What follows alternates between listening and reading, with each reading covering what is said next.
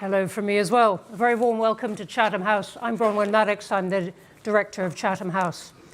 We are delighted to be having this conversation today with NATO Secretary General Mark Rutte on building a better NATO.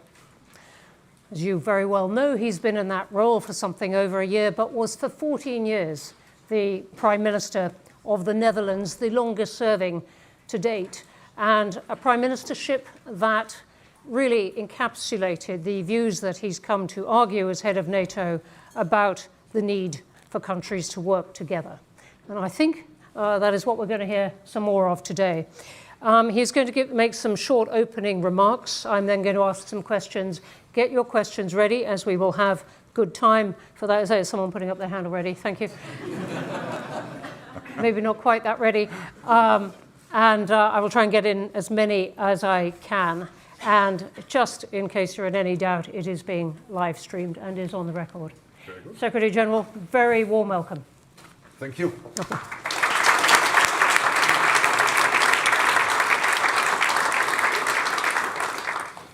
Well, thank you for the introduction, Bronwyn. And it is a pleasure to be at Chatham House, which is still one of the world's leading think tanks on international affairs. So it's a real honor to be here. It has been producing influential ideas for more than a century. And this is a place where I want to share the plan to build a better NATO. This plan will be at the heart of our summit in The Hague. I want to thank the United Kingdom for more than 7 decades of continuous commitment to NATO. It makes vital contributions to our shared security. The British Army leads NATO's multinational force in Estonia. RAF jets are patrolling over Poland's skies as part of NATO's air policing mission. NATO's Maritime Command in Northwood directs our naval operations, and Royal Navy ships protect the seas. With a NATO-first policy at its core, I also warmly welcome the UK's new Strategic Defence Review. It will strengthen and modernize Britain's armed forces and enhance NATO's collective defence. Commitment has a cost, and I welcome that the UK government will spend significantly more on defence in the future. I know we can count on the United Kingdom as we start the next chapter for NATO. In just 2 weeks, I will chair the NATO Summit of Allied Leaders in The Hague. And this summit will transform our alliance. We will build a better NATO, one that is stronger, fairer, and more lethal, so that we can continue to keep our people safe and our adversaries at bay. Because of Russia, war has returned to Europe. We also face the threat of terrorism and fierce global competition. Russia has teamed up with China, North Korea, and Iran. They are expanding their militaries and their capabilities. Putin's war machine is speeding up, not slowing down. Russia is reconstituting its forces with Chinese technology and producing more weapons faster than we thought. In terms of ammunition, Russia produces in 3 months what the whole of NATO produces in a year. And its defence industrial base is expected to roll out 1,500 tanks, 3,000 armoured vehicles, and 200 Iskander missiles this year alone. Russia could be ready to use military force against NATO within 5 years. 5 years. Let's not kid ourselves. We are all on the eastern flank now. The new generation of Russian missiles travel at many times the speed of sound. The distance between European capitals is only a matter of minutes. There is no longer East or West. There is just NATO. China is also modernizing and expanding its military at breakneck speed. It already has the world's largest navy. And its battle force is expected to grow to 435 ships by 2030. China is also building up its nuclear arsenal. And it aims to have more than 1,000 operational nuclear warheads also by 2030.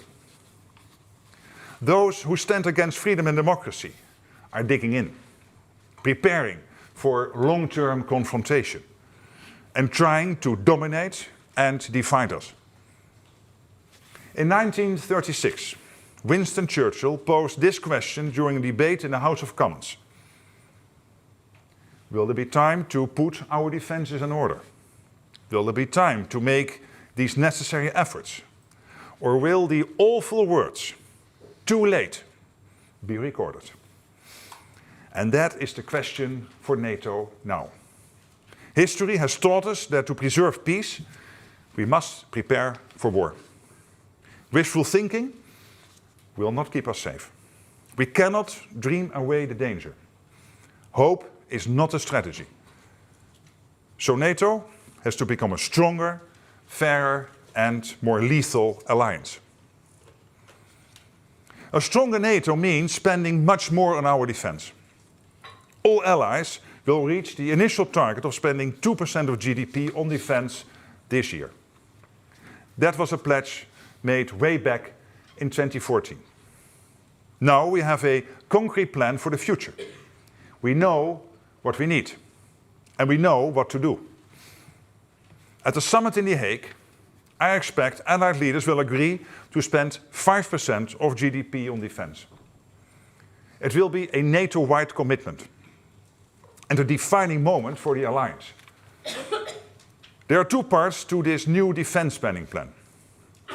3.5% will be invested in our core military requirements, while the rest will go towards defense and security-related investments, including infrastructure and building industrial capacity. 5% is not some figure plucked from the air. It's grounded in hard facts. The fact is, we need a quantum leap in our collective defense. The fact is, we must have more forces and capabilities to implement our defense plans in full. The fact is, danger will not disappear, even when the war in Ukraine ends. Our decisions on defense spending are driven by NATO's battle plans and capability targets. They define what forces and capabilities allies need to provide. And last week, NATO defense ministers agreed ambitious new targets. The exact details are classified, but we need a 400% increase in air and missile defense. We see in Ukraine how Russia delivers terror from above.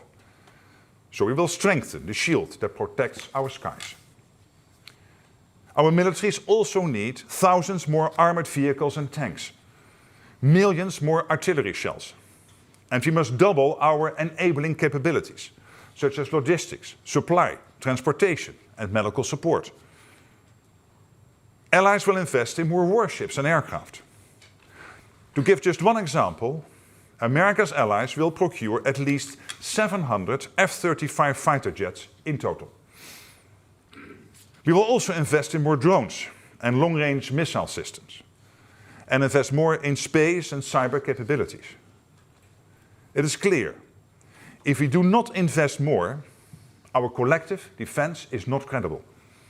Spending more is not about pleasing an audience of one. It is about protecting 1 billion people. Allies will also make broader defense and security-related investments, including infrastructure. Roads, rail and ports are just as important as tanks, fighters and warships. We need civilian transport networks that can support military mobility, to get the right forces to the right place at the right time. The home front and the front line are now one and the same. War is no longer fought at a distance. Our societies and militaries are in this together. We will invest more in civil preparedness, so our societies are ready for the day we pray will never come. And NATO works 24/7 to ensure that day never arrives. We will also spend more to protect our societies against cyber attacks, sabotage, and other threats. And broader defense and security-related investments should include financing and capital improvements to our defense industrial base. it is clear that right across the alliance, we are not producing enough. So as we increase defense investment, we need to increase defense production. More demand means increasing supply, not higher prices. And it also means ensuring that the alliance can produce at scale and at speed. We need raw industrial capacity, like Sheffield Forge Masters, which I visited this morning with Defense Secretary John Healey. We need cheaper electricity, access to critical minerals, and more engineering know-how. Otherwise, the commitment to spend 5% of GDP on defense will be lost to production costs rather than invested in defense. So we will enhance and expand the industrial base right across the alliance. We will support increased defense production, remove barriers to cooperation, and harness cutting-edge technologies. To borrow from the former Labour Prime Minister Harold Wilson, I want NATO to forge its future in the white heat of innovation. To stay ahead of our adversaries, we must develop and adopt new technologies. They can be cost-effective and deliver the same effect as traditional military heavy metal. On the battlefields of Ukraine, $400 drones used the right way are taking out $2 million Russian tanks. More defense spending and production provides effective deterrence, promotes economic growth, and creates jobs. The summit in The Hague will send a clear demand signal to industry. And industry must meet our ambition. So, we will make NATO stronger by spending and producing more. And we will make NATO fairer by rebalancing the burden of our security, with every ally contributing their fair share. We all benefit from the protection our transatlantic alliance provides. And it is vital that every member of NATO pulls their weight, because America has carried too much of the burden for too long. America's allies have broad shoulders, and Europe and Canada will do more for our shared security. And that will be backed by America's rock-solid commitment to NATO. As well as becoming stronger and fairer, NATO will become more lethal. Rest assured, we will always be a defensive alliance. Becoming more lethal means strengthening our deterrence and defense posture, providing our militaries with what they need to keep us safe, and showing any aggressor we can and will hit back harder. With our military power and our resolve to use it if necessary, no one should even think about attacking us. President Putin does not act like someone who is interested in peace. Russia continues to strike civilian targets in Ukraine, day after day, night after night. This is violence for the sake of violence. We fully support President Trump's efforts to stop the bloodshed. The people of Ukraine deserve a just and lasting peace. NATO's practical and political support to Ukraine continues. Our long-term support is not about prolonging the war. It is about helping Ukraine defend itself today and preventing any future aggression. NATO stands with Ukraine now and through the challenges ahead. In an age of uncertainty, a strong transatlantic bond is essential. And the enduring commitment by all NATO allies to Article 5, that an attack on one is an attack on all, sends a powerful message. We will defend against any threat from any direction. History has shown that North America and Europe working together is a winning combination. The venue for our summit in The Hague is on Churchillplein, Churchill Square. His bulldog spirit is alive today in NATO. We have the confidence, commitment and courage to do whatever it takes to protect our way of life. There are no second chances when it comes to our security. So we will deliver in The Hague. Friends can be frank with each other, and there will be tough decisions to take. But let us not lose sight of what is at stake: the security of 1 billion people on both sides of the Atlantic. Together, we will secure peace through strength. Together, we will make our alliance stronger, fairer, and more lethal. And together, we will build a better NATO. Thank you.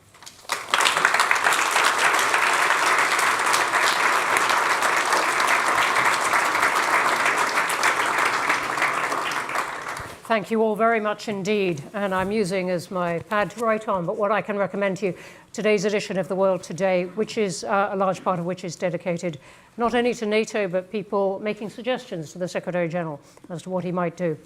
Thank you for that speech. Let me ask you, straight away, you've used the word lethal quite a bit.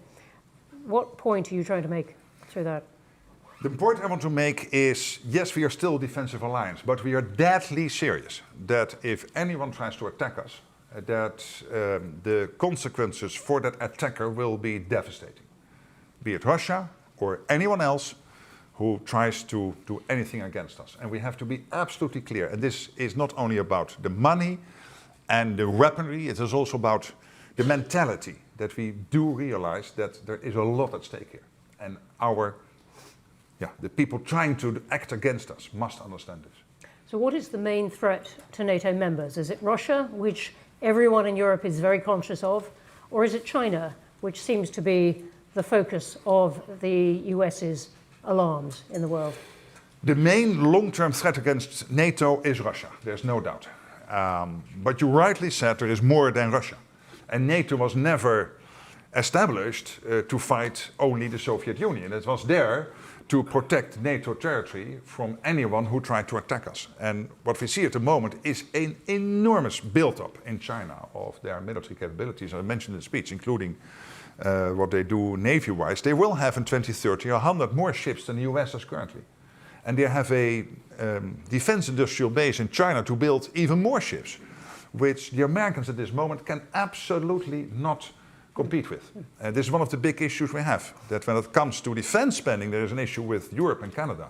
When it comes to defense production, there is an issue with Europe, Canada, and the United States. Because all over the alliance, we are not producing enough. And China is working together with North Korea, Iran. They are supporting, as we all know, Russia's war effort against Ukraine.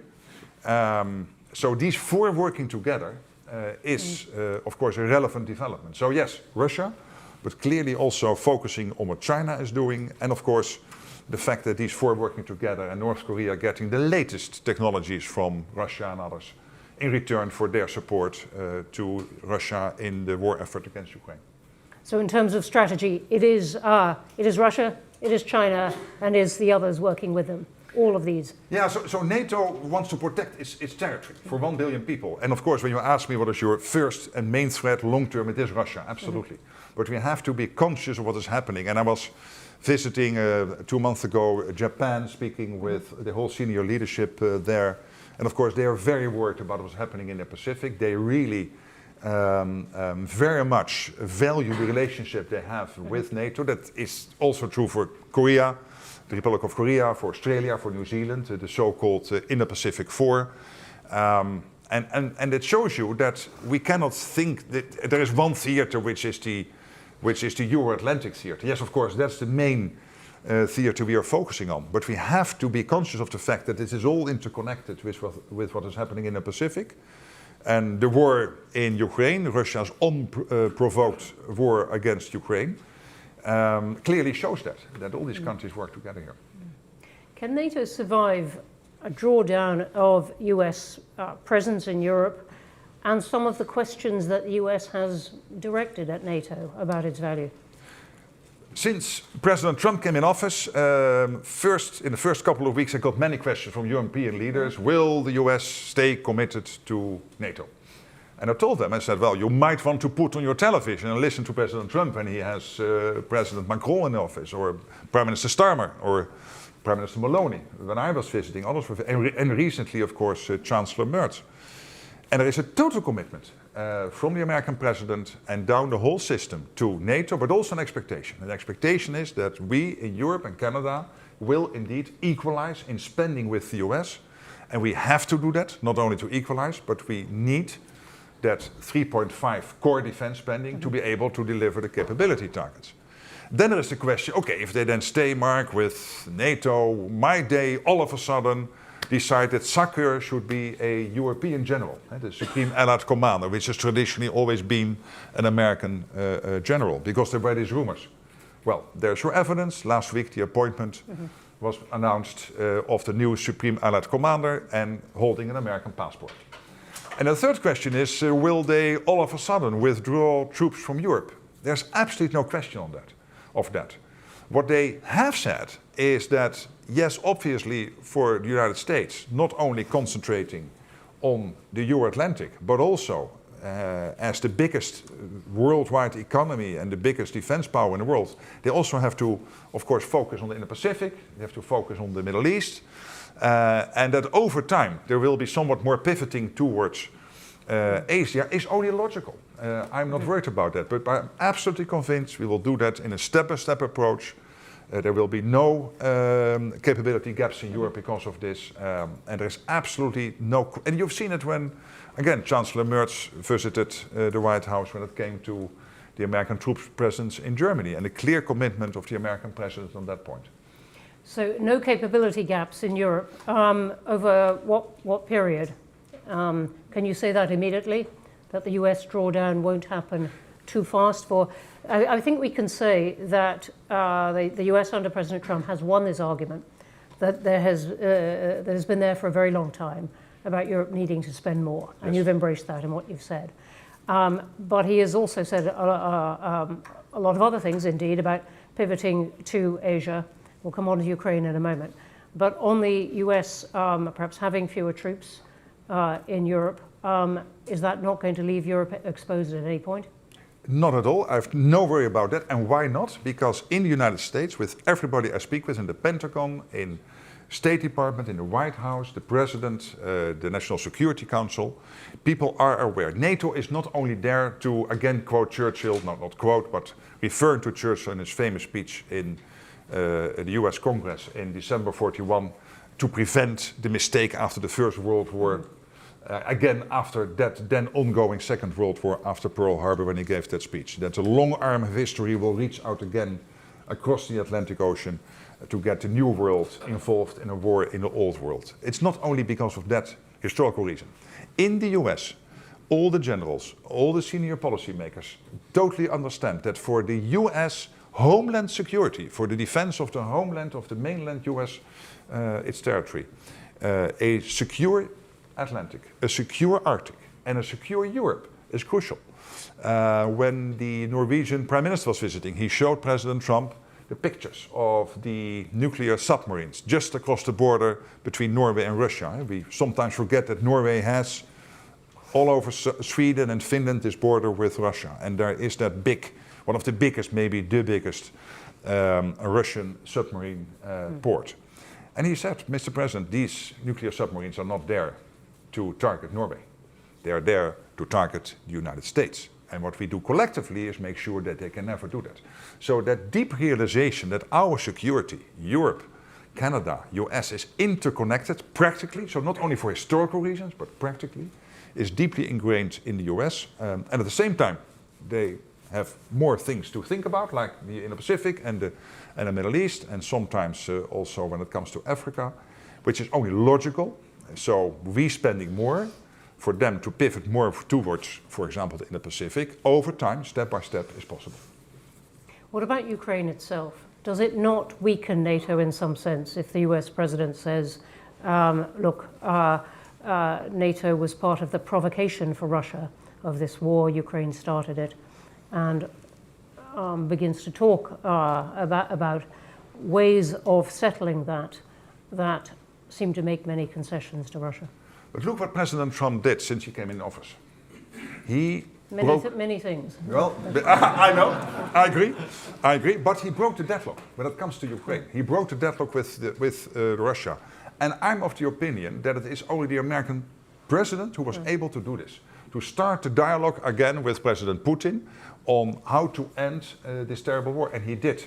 And no criticism of his predecessor. I respect all the politicians in the US, and we work with everybody. But him doing that, breaking that deadlock, and starting that dialogue with the Russian president, and then for us in Europe to think, okay, we can in a couple of months then end all of this. Of course, no, this takes time. It is a step-by-step approach, but it is clear that he closely coordinates with European allies, including the UK Prime Minister and others here in Europe and with Canada on all the steps he's taking. And every phone call he has with President Putin, he prepares with the Europeans and he then briefs out to the Europeans and the Ukrainians afterwards. But him doing this, I think, is extremely important because it is the only way to step by step bring the Russians to a position where they want to end it. To end it and not continue. So in your view, what would be the terms of that kind of agreement that would persuade Russia to stop where it is now or to move back? I don't want to make it even more difficult by having, as NATO Secretary General, start to philosophize here in an open session about what it might look like. But what we do know, what we all agree on, is that whatever the long-term ceasefire, or even better, a real peace agreement will look like, the most important thing is that post that long-term ceasefire and or peace agreement, we have to make sure that it is lasting, that it is durable, and that Putin will never ever try to do this again. And this is why Keir Starmer, the British Prime Minister, together with the French President, and now with a large group of European countries and Canada, is working on what security guarantees might look like, so that going forward, we can be assured that when there is a peace deal or a ceasefire, that we have the plans in place, we can implement them on the day after that happens.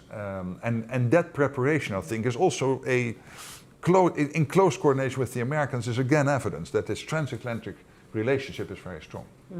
You've mentioned Canada a couple of times, and many people have asked whether NATO can accommodate a member that is threatening the sovereignty of another member, as the US has been with Canada. Well, obviously, as Secretary General of NATO, I never comment about discussions between NATO allies. But I've seen a very successful visit of the Canadian Prime Minister to the White House. So it's my impression that whatever issues there are, they are dealing with that in an amicable way. And NATO, turning back to Europe, then NATO is working, many people have said, very closely with the European Union at the moment. But there are still big differences of opinion within the European Union, within European members, particularly on Russia. How do you accommodate that? You're obviously not responsible for what all these prime ministers and presidents say, but still you are trying to arrange some kind of agreement of strategy between them. And I'm thinking of Hungary and Slovakia's attitudes to Russia, for example. And by the way, they're all also allies within NATO, both Hungary and Slovakia, and we are always able, in the end, to come to an agreement with the 32. NATO was never established to have a kumbaya where we would immediately, from minute one, agree on everything. So to have that debate as democratic societies within a democratic alliance, which is based on unanimity, I think only strengthens the alliance. And when it comes to the cooperation with the EU, you're right. We are working closely together with the European Commission, with Ursula von der Leyen, the President of the European Commission, Antonio Costa, the Chair of the President of the European Council, but also with the High Representative, Kaja Kallas, with the President of the European Parliament, with Andris Kubilius, the Defense Commissioner. It's a real close cooperation, where we all agree that when it comes to the division of labor, NATO is about the hard setting of the hard standard setting, making sure that we know what we need in terms of capabilities, the standards when it comes to our systems and weaponry, etc. And the EU is in the position of the power of the internal market. For example, getting the industrial base going, making sure that these investments will take place, that ultimately in a couple of years we will not conclude that we still buy the same amount of weaponry, which is far from enough, but at a higher price. And that cooperation is really working very well. Now, how would you explain to people who are running a government now, a democratic government, how to explain to their voters why so much money is suddenly needed on defense. The numbers are going up. This government has taken time to commit to 2.5%. Suddenly people are talking about 3, even 5, as you're saying. So they have to go, as this government will. It's on Wednesday, has its spending review in Parliament. An illustration of how much money there isn't for lots of things. How would you suggest to them that they explain to voters why this is so necessary now? I would explain it in a way by saying that the world we thought we were entering in after the Berlin Wall came down is definitely gone. This whole idea that we would have a sort of pleasant, peaceful living together with the Russians is gone. That Vladimir Vladimirovich Putin is clearly expansionistic. What he has done with Ukraine is really staggering. The amount of death on both sides, also on the Russian side, by the way, is amazing. The investments he is making, his economy is on a total war footing. As I said in my speech, and let me repeat it again. NATO economy is 25 times bigger than Russia. It's 50 trillion, and the Russian economy is 2 trillion. That 2 trillion economy is producing 4 times as much ammunition as the whole of NATO is producing at the moment. And you can ask any general, and he will tell you, yes, drones and AI, etc. But Mark, the core of every war will always start with stockpiles of ammunition. You can never, ever allow for a situation where your ammunition piles are not sufficiently stocked. And here, the Russians are outpacing us 4-1. 4 times as much as we are producing. And again, we are 25 times bigger. And then look at our air defense systems. We simply do not have enough. In the UK, all over Europe, in Canada, the US, in the whole of NATO. And these are huge investments. We need 5 times as many systems to defend ourselves against missiles and air defense in general. That's a 400% increase. It's huge investments. Our maneuverable land formations, we simply do not have enough. The UK, Germany, all over Europe, we do not have enough. Our command and control systems, our long-range weapons. So there is the clear gaps are there, and we have a heavily reconstituting Russia at a pace which is really threatening. They cannot mount a successful attack against NATO territory now, but in 3 to 5 years they might be able. I wanted to ask you about exactly this point. And you put a lot of weight on that, exactly that sentence in your speech. Is that based on military capability, or is it based on a reckoning of their planning? What did you mean by picking out that? The generals are telling us 3 to 5 years that they could attack NATO territory? Yes, so for example, last week it was the German Chief of Defense saying by 2029, that's in 4 years, they might be ready to do that. And this is just based on the military people telling us, look what Russia is doing, look where we are. Yes, we can still defend ourselves. But if we do not start today with getting our defense industrial base in order, getting the ammunition production going, getting our air defense systems production going. Take the Patriot, the most important air defense system we have, or the most advanced at the moment. You will get it in 10 years if you order it today. And the question is a bit like in the old times of the Soviet Union, that you can ask the return question in the morning or the afternoon. Why is that important? Yes, in the afternoon the F-35 will arrive. So these are the timelines we are facing at the moment, and I'm only slightly exaggerating here. And therefore, what keeps me awake at night is not only the spending part. I think we will get there at the summit. What I'm really getting awake at night, where I'm staying awake at night, is because of the defense production. Because for your credible deterrence, it is not only about spending and people, it is also about being able to produce of course, the latest technologies, drones, etc. I commend what the UK put in the defense review on all of this. So it's really great stuff, and we need that. But you still also need to make sure that you can produce the classic big-ticket items. Hence your visit to Sheffield. Let's go to questions. There are tons online. Let me start over here. Let me start at that side and take those 2 at the edge. Let's take them in. Thanks very much. Carl Dinnan from ITV News. You've just come from Downing Street, where you were talking to the Prime Minister. Did he agree that Britain would spend the 3.5% that you want as core defence spending, and what is the timeline that you have agreed with him for that? Well, obviously, I don't have a vote in the NATO summit. I'm holding the gavel. And it's also not up to me to disclose what we discussed, because I don't think that's fair. But let me just try to answer your question in a different way. First of all, I've seen sometimes in the British press that there is the defense review, and now there is this proposal I made about the 5%, the 3.5 core and 1.5 defense and security related spending. So then people are saying, hey, there is a discrepancy.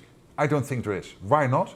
Because every country is working in cycles to constantly update its own defense strategy. That's exactly what the UK is doing, and I'm really impressed with what John Healey, the defense secretary, and the prime minister, and the foreign secretary, David Lammy, have brought out last week. Because it's exactly what we need. The drones, the latest technology, but also, for example, investing in 6 factories producing ammunition. I mean, you heard me about my worries about ammunition. I mean, this is at the core of the UK defense review, including the spending targets to get there. And then there is, and this is happening in many countries in different cycles, etc. And there is this summit coming up discussing how we get, over time, with a credible path to get there, a longer term goal of this 5% defense spending. So I don't see a discrepancy here. We will, as I was here today, I will visit Italy later this week and also Sweden. And I will be in Canada next week. So we will have many more consultations and we will discuss the details, of course, in Brussels. I really think we will get to a common position. Okay, I'm going to take a few more down here. Let's take the next one along, and then in the row behind. Go ahead. Harry Fawcett from Channel 4 News. You said that the 1.5% defence-related spending was grounded in reality, and it's not for an audience of one. It is, though, it seems like a happy coincidence that 1.5 plus 3.5 equals 5, and there is some criticism that there is an elasticity in how to define what comprises that kind of spending. So how do you respond to those concerns, and is there a metric to define exactly what should fall within that 1.5%? So what we did, we had the old 2%, which was agreed in Wales, and there are clear definitions what you can count to the 2% core defense spending. We are not going to change those criteria. So they will remain, and the 2%, if I get my way, will be 3.5%. But then when we were discussing all of this, and also look at the UK Defence Review, which is also spending a lot of time on this and a lot of is discussing this. Yes, there is the core defence spending, but you need bridges which are able to hold a tank. Sometimes you are even not daring with your car to cross the bridge, let alone with a tank. You need the defence industrial base to be developed. For example, this factory in Sheffield was bought by the UK government because it is delivering core capabilities which are essential to the UK defence requirements. Buying such a factory is not a defence spend in the 2%. But still you need to do it, and you need to develop the defence industrial base because we simply do not have enough. And then we have the issue of societal preparedness. When you watch Norway or Finland or Sweden, what they are doing in terms of having the whole of society to understand what their role will be it active or at least not getting in the way of the military people if war breaks out or a natural disaster hits. I mean, in many other countries, my country, many other countries, we are not nearly there. So all this spending also needs to be done. And we have calculated this at roughly 1.5%. We are now discussing in Brussels the more specific items, but these are the big ones. So defense industrial base, developing your infrastructure in a way that it can help you to move from A to B with military and equipment. But also this big issue of preparing your civilian populations for whatever might happen. And there's a lot of money, so we need to do that. Okay, I'm going to take one in the, yes, and then I'm coming to some more over here. Hello, Edward Lucas in The Times. You mentioned in your speech improvements to the defence, in defence finance and investment. And I was wondering if you could elaborate on that a bit. Is this an allusion to the idea of a defence bank, which John Healey was talking about at the weekend? 'Cause it's not just a matter of spending more money, it's spending it more effectively, which you've alluded to. There are a couple of initiatives out there, so I was not particularly alluding to that, but I know of these initiatives and we follow them with great interest, because everything making it possible to get the money and spend it where we need to spend it is positive. But it's always a bit tricky for me to get into the details of each of these initiatives. But take another initiative, which is the European Union. What the EU is doing with Re-aim Europe, which is an 800 billion package in which you have the 150 billion SAFE program. You could also argue that that is also part of freeing up the money at a national level to make it possible for countries to invest enough. So it is really optimizing here, but it's also about your defense industrial base. That there might be opportunities when maybe in the future you would have unavoidable closures of some big industrial plants for whatever reason, because this is part of your normal economic cycle. And of course, always regrettable, but not always avoidable. That you look in a pragmatic way whether this is an opportunity now to use that particular asset to converge into defense production. So all of these issues are falling under that sentence. Thank you. I'm going to take a few which are about Ukraine or fighting. If you don't do the BBC, he gets, fighting now. he gets angry. All right, go on. I was already watching I'm it. open to suggestions, then I'm coming to Ukraine. Thank you, Secretary General. We don't want to be in a fight with you. Jonathan Beale from BBC. You didn't actually answer the question that Carl asked, The next question. which was what is the deadline for this? Is it is it 2032 or 2035? Are you saying also that spending 3% is the same as 3.5%? Because it doesn't, to me, that seems a little bit odd. And then finally, are you going to include? Are you going to allow the UK government to include? They include at the moment in their 2.3% costs on security services, MI5, MI6. Do you consider that to be core defence spending? Thank you. Well, first of all, the definitions we use when it comes to the present 2%, and for the UK that is now 2.3, moving into 2.5, and I also heard the number of 3. We are not changing these definitions. And there's always a little bit room of flexibility, but not a lot. And so that's something there. I know from my previous role that we had many debates with NATO what the Netherlands could figure in the defense spending and not, and there's always a little bit of a negotiation going on there, and then in the end you somehow reach a consensus. So I'm not aware of what exactly the debates are between the UK and NATO on what they figure in the 2.3 and 2.5, let's say in the 2%. But I would not be amazed that that debate takes place, because most allies are having those discussions. When it comes to your first question, I have a clear view on when we should achieve that. I keep that to myself because we are having these consultations now with allies, and these discussions are ongoing, and we will in the end agree on a date when we have to be there. For me it is important that it will not be, as I said last week when we met in Brussels, it will be a flat line, and then at the year where we have to achieve the 5%, the 3.5 and the 1.5, a hockey stick, and then all of a sudden, because you cannot spend all that money in 1 year, there is an absorption capacity issue. You can only spend so much extra each year, so there has to be a credible path. That for me is very important, that countries commit to that and develop that path and share that with NATO, so that we would not have the same as in 2014. We commit all to 2%. The UK was on 2%, Greece was on 2%, the US was on 2%, but basically till Trump became president, nothing happened. And then all of a sudden everybody woke up in Brussels in 2018, and the spending went up. So we have to have a credible path there.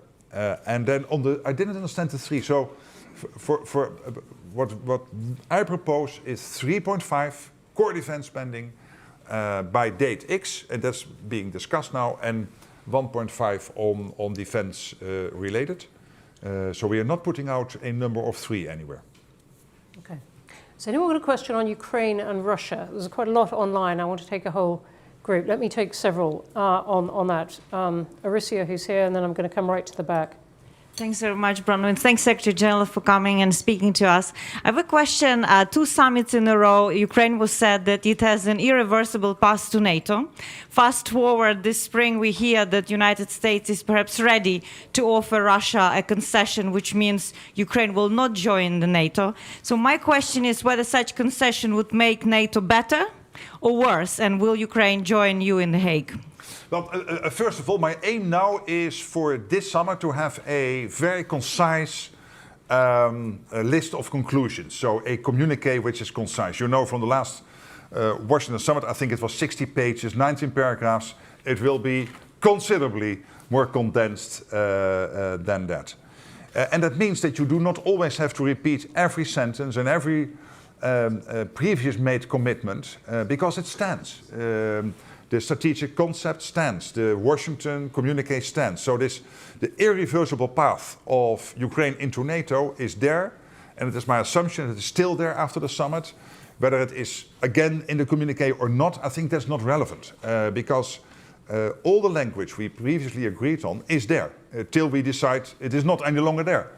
So I pretty much presume that at my presser after the summit, I will repeat that sentence as being part of what NATO agreed. And we are building that bridge as we are speaking, through the command in Wiesbaden, through the organization in Poland we have jointly with Ukraine to capture all the lessons, through the comprehensive assistance package, all the other activities. Of course, our team in Kiev, the NATO team in Kiev, working closely with the Ukrainian government. So all of this is there and building basically the bridge. And what I would assume that the NATO summit will be really about spending, it will be about production. Of course there will be Ukraine in the communique, no doubt, but don't expect endless paragraphs of restating what we already said in the past. That's all there and it will stay there. And then on America, but not only the US has come out for a long time against Ukraine joining NATO. There have been other allies, take Hungary, take Slovakia and others who have said we are against that. So the language is there is this irreversible path into NATO. And again, I think that the Hague communique will be really very much focused on a few issues. Okay, thanks. Let me go right to the back, and then here in the front. Yep. Crispin Ellison, member. Secretary General, thanks very much for your talk and the questions. You emphasize production in Russia is about 4 times that of NATO, but they're not building stockpiles. They have no stockpiles. They are using that. Is it fair to say then that the clock starts ticking and the risks to NATO start increasing once we get a sustainable ceasefire and that production is put into stockpiles? A statement of fact, I think. And by the way, our assumption at the moment is that even whilst the war against Ukraine is continuing, that they're still able to slightly increase stockpiles, but that's debatable. But I think to your question, I mean, that's a statement of fact. Yeah. Okay, let me come over here to the front. Thank you. Thank you, Secretary General. I'm Francis Stoney, The Telegraph. There's an American outlet this morning that's describing Trump's reaction to the deep strikes on Russian territory by the Ukrainian drones as being badass. I wonder what your reaction was to that, because and whether you agree with Kyiv that to end this war is going to require additional long-range strikes into Russia to take out its industrial capacity. Well, to end this war, we need Putin to come to the negotiating table and not with this historian who is now popping up in Istanbul twice and again telling us about the history of Russia and Ukraine from whatever, the 12th century, I don't know what it was. And constantly restating what they stated already in 2022. You need a Russia which is serious, wants to negotiate and end the war. And to get there, it all, I think, starts, of course, with keeping Ukraine strong in the fight, but also we need what President Trump has been doing, breaking the deadlock with Putin, starting that dialogue. I really think it starts from there. And when it comes to what happened Sunday a week ago, let's not forget what the Ukrainians were doing was taking out capabilities of Russia to hit innocent civilians in Ukrainian cities and communities, going about their daily lives, not being in the military, just normal, average citizens, as we are sitting here in this room, being under the threat of these Russian capabilities. And in a very innovative way, they diminished to a certain extent, and we don't know exactly what the extent is, but of course it had a considerable impact, it seems, the capabilities of Russia on this. Quite a few questions online about whether you're expecting a big summer offensive from Russia, either against Ukraine or I'm looking at Lucy Rogers' question, military images of Russian bases along NATO's eastern flank. But I think the thrust of the questions is about a summer offensive against Ukraine. We don't expect any offensive against NATO territory. There's no reason to believe that. Yeah. Because again, the next 3 to 5 years, he knows that the reaction will be devastating for Russia, so they will not do that. But we have to make sure 3 to 5 years he still knows that it is devastating, so that we are prepared. And when it comes to Ukraine, I'm not predicting what might happen on the Russian side. What we have to do is to make sure that Ukraine has what it needs. The ongoing military support. The United Kingdom, by the way, we are here in London. This country is on at the forefront since the start of the war. Boris Johnson, Rishi Sunak, and now Keir Starmer, providing consistent leadership when it comes to keeping Ukraine in the fight. And of course, together with other European nations, but the UK has really been one of the leaders in this effort. Let's go right at the back. Yes. Thank you. My name is Farah Muslimi. I'm from the Middle East team at Chatham House. My question is not about Ukraine, but about Russia. Do you see the Russians or the Chinese playing any role in the Red Sea, in arming the Houthis or training them? And overall, where does the NATO see the Red Sea crisis, let's say, in your top 10 of risks? Does that flag on your radar overall? Thank you. Well, here our biggest worry, of course, is with Iran. And the fact that Iran is part of this foursome, this really awful foursome of North Korea, China, Iran, and Russia. And I have no reason to believe, and no one has any reason to believe, that Iran is doing this because they just want to be friendly to the Russians. We assume that they get a lot for this in return, particularly money. And as we know, Iran uses this money directly and through its proxies to stir conflict in the Middle East. So there is at least an indirect link, as there is a link between what North Korea is doing, supporting Russia's war effort, getting missile technology in return, which is posing a threat to the US mainland. Okay, thank you. Let me come in the orange.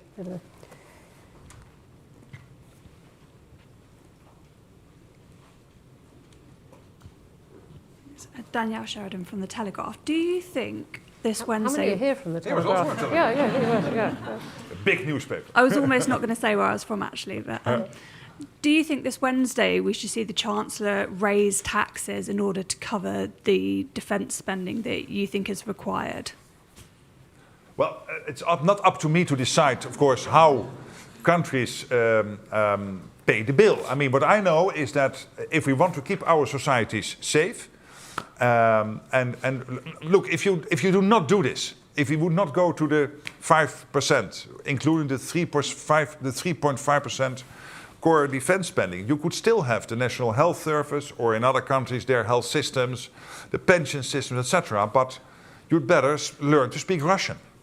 I mean, that's the consequence. I mean, when I came to NATO, people sometimes told me, yeah, but Mark, bringing these brutal facts out in the open might also rattle our populations. Yes, they'd better be rattled, because this is a reality. I mean, let's be honest. It's our task as politicians to be brutally honest how we see the facts and what is and the facts are clearly there that Russia is able, within 5 years, to mount a credible attack against NATO territory if we do not now start to take these decisions. And then, of course, there is the issue how to finance that. Well, that's up to national politicians. And there are always, I mean, when I was in politics, you had 3 sources to do this from. One is taxation, another is savings elsewhere, and the third one is a higher deficit. I mean, in the end, politics is making choices in scarcity. This is why you choose your politicians, and then a centre-left politician will make different choices from a centre-right politician. But okay, that's up to the national government. But my point is, we've got to do it. The Dutch government, which was pursuing very much your line about increasing defence spending and support for Ukraine, has collapsed. Do you feel that... but not because of this problem. No. Because of the difficulty in spending. All right, let me just try and tuck in a couple more, at least one more question. Right here on the edge, there were lots and lots and lots of hands up, and I'm going to go here in the middle. Let me take 2 together, but on the edge, please. Hi there, Johnny Singh, Chatham House member. You mentioned critical minerals here. Hello. Yes. Hi. Hi. You mentioned critical minerals in your speech. I wonder what role do you envisage NATO has in either securing or procuring or the supply routes around critical minerals? Okay, let me take, there's one on the edge of the aisle there, and I'm going to get in the front here as well. Yes. Thank you very much. My name is Jeroen Ouwehand, and as a citizen of The Hague, I wish you all the best and good luck with the summit in a few weeks. You already have left the city because of that. Well, I'll be back. I'll be back before the summit. But I say so as a citizen of The Hague, but also as a worried NATO. This is absolutely citizen. Wonderful. Do you have a question? Yes, I do. I do. Apart from wishing you good luck, and my question has nothing to do with which has been on the table so far, but it's about climate change. And I just wondered, EU Commissioner Hoekstra warned about the security threats as a result of climate change, and I wondered what your thoughts were on that, with this increased spending, how that is factored into your thinking. Very good question. Okay, thank you. And I'm just going to slide in this one here at the front.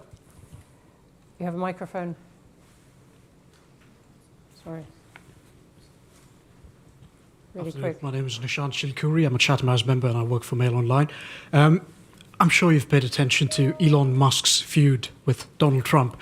What view does NATO take of this, and how has it sort of impacted your wargaming strategies because of dependence on Starlink and SpaceX? I was waiting for you to make the connection. Thank you very much. Tempting as it was. All right, critical minerals, climate change. Quickly on critical minerals, the role here for NATO will be a typical coordinating role. So we provide a platform to discuss this. Wherever necessary, because logistics, supply chain, all these issues, making sure, for example, that when it comes to ammunition production, we have all the basic materials to do that.